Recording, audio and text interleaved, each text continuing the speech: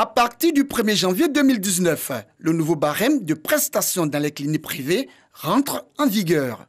12 000 francs CFA les consultations générales pour les mutuelles et 15 000 francs CFA pour l'Association des sociétés d'assurance de Côte d'Ivoire, 14 000 les consultations des spécialistes et 17 000 francs CFA pour les sociétés d'assurance de Côte d'Ivoire, une augmentation d'environ 20%. Une décision des associations des cliniques privées de Côte d'Ivoire. La loi nous dit que nous avons obligation de fixer les tarifs et de les communiquer au Conseil de l'ordre. C'est ce que nous avons fait. Et la loi du Conseil de l'ordre, vous avez obligation, si vous les validez, de les publier. L'ordre l'a validé, l'ordre a publié. Et la loi nous dit que dès que le moment où l'ordre a publié, ça devient obligatoire, ça s'impose à tout le monde. Ce n'est même pas une augmentation. Nous voulons simplement appliquer les coûts que nous avons décidés de façon consensuelle depuis 1998. C'est quoi? On a dit simplement que le généraliste va passer de 12 000 à 15 000, que le spécialiste va passer de 15 000 à 17 500. Les sociétés d'assureurs nous ont demandé de leur faire un abattement dessus pour les laisser le temps de bien s'organiser. On a fait 20%. Ces nouveaux honoraires visent à redynamiser le secteur des cliniques privées selon les acteurs. Les avantages, c'est déjà de permettre au moins aux structures, je dis bien au moins, de tenter de maintenir un minimum d'équilibre, faire en sorte que les choses minimales soient mises en place. Depuis plus de 20 ans, le secteur privé de la santé prend en compte 40% de l'offre des soins des populations. Il y a quelques mois, l'Association des cliniques privées de Côte d'Ivoire avait décidé d'appliquer ces nouvelles tarifications, mais après négociation avec le gouvernement et les sociétés d'assurance, il avait été décidé du report de l'application du nouveau barème. Ils totalisent chacun plus de 10 années de service au sein de l'AGEFOP, Agence nationale de la formation professionnelle. 10 années de dur labeur pour le bon fonctionnement de la structure. Pour le directeur général de l'AGEFOP, cette décoration est la reconnaissance du mérite au plan professionnel et moral des agents qui œuvrent de jour comme de nuit à l'éclosion de leur structure. L'AGEFOP a développé un portefeuille appréciable de projets qui vise à donner une qualification aux jeunes et à des populations vulnérables afin de leur permettre de s'insérer dans le tissu socio-économique. La réalisation de tous ces travaux et projets a été rendue possible grâce au personnel constitué aujourd'hui d'ingénieurs de la formation, de concepteurs de projets et en différents métiers.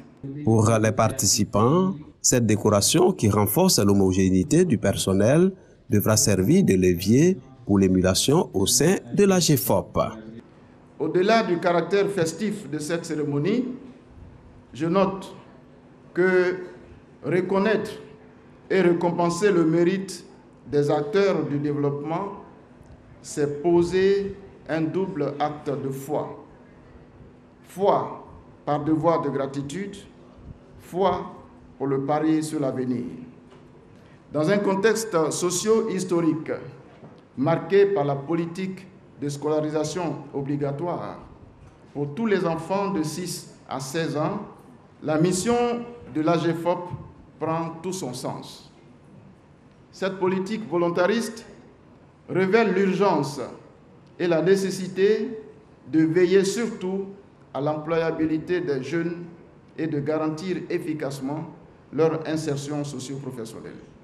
25 fonctionnaires et 37 agents contractuels ont vu leur mérite reconnu par leur hiérarchie. Un geste qui les interpelle à plus d'ardeur au travail. Quand on reçoit de telles distinctions, on est tenté de parler de soi.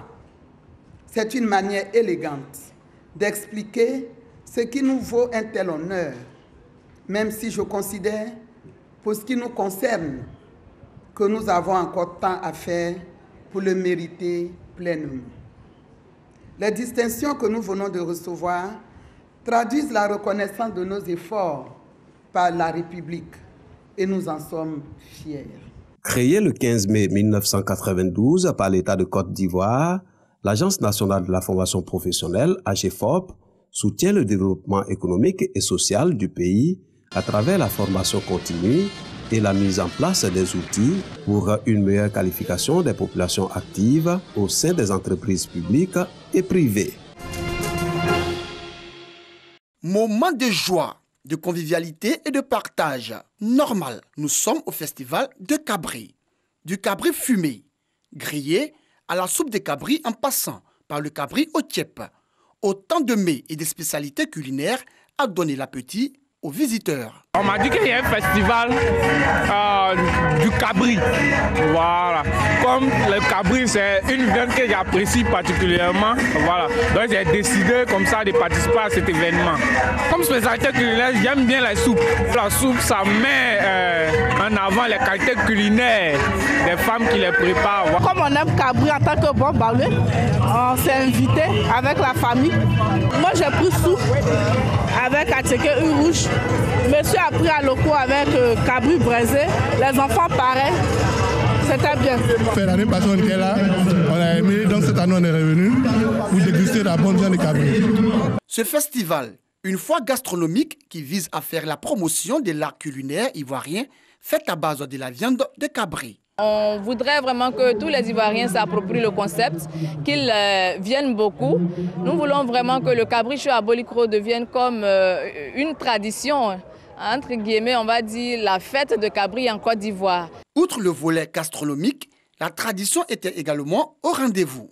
Cabri chaud à Bolikro, à son côté traditionnel, c'est un peu le petit village qu'on transpose à Abidjan. On veut vraiment garder cette note-là parce qu'au village, dans les villages à Caen, les villages baoulés, pendant les moments de fête, le cabri est une viande de fête. Pour cette note traditionnelle, il y a eu le bangui qui était là sur le site. Il y a eu aussi les gens qui font de la poterie qui étaient là, qui ont exposé des canaries, la poterie. Et les artisans aussi qui tissent le pain, ils étaient là pour vraiment garder cette note traditionnelle. Ce festival a été aussi marqué par de belles sonorités musicales. En ligne des mires, la musique du terroir.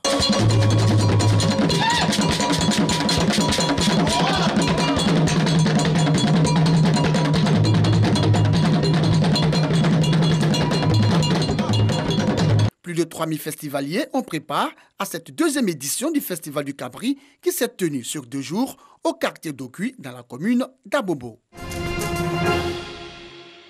Les élections générales prévues dimanche en République démocratique du Congo ont été reportées au mois de mars dans 2 zones de conflit, Beni et Butembo, dans le nord Kivu. L'annonce a été faite ce mercredi par la Commission électorale nationale indépendante. Les élections directes dans les circonscriptions électorales de Beni, Beniville et Butembo-Ville, en province du Nord Kivu, ainsi que Yumbi, dans la province de Mai-Ndombe, initialement prévues le 30 décembre 2018, feront l'objet d'un calendrier spécifique. Ce report concerne 1 256 117 électeurs sur les 40 millions inscrits. La RDC est considérée comme une circonscription unique par la commission électorale et le report pourrait poser un problème de droit constitutionnel. La région de Beni est touchée par une épidémie d'Ebola qui a tué 354 personnes depuis qu'elle a été déclarée le 1er août. En outre, des tueries de civils attribuées au groupe armé ADF ont fait près de 1000 morts depuis octobre 2014, malgré l'intervention de l'armée congolaise et des casques bleus de la mission des Nations Unies au Congo, MONUSCO. La région de Yumbi, dans le Mai-Ndombe, vient d'être touchée par une soudaine éruption de violence à caractère communautaire depuis 2 semaines. Au moins 80 personnes ont été tuées et des milliers ont fui au Congo-Brazzaville voisin. Dans son communiqué, la CENI confirme que les élections présidentielles, législatives et provinciales se tiendront ce dimanche 30 décembre dans le reste du pays. La publication des résultats définitifs de l'élection présidentielle est prévue le 15 janvier. La prestation de serment du président élu est annoncée le 18 janvier, soit bien avant la date des élections dans les 2 zones où elles sont reportées. L'Église catholique de RDC, la société civile et les partis politiques d'opposition s'étaient prononcés contre un nouveau report des élections après celui du 23 décembre. Les élections générales ont été 3 fois repoussées depuis la fin du 2e et dernier mandat constitutionnel de Joseph Kabila fin 2016. De décembre 2016 à décembre 2017, de décembre 2017 au 23 décembre 2018, puis du 23 au 30 décembre 2018.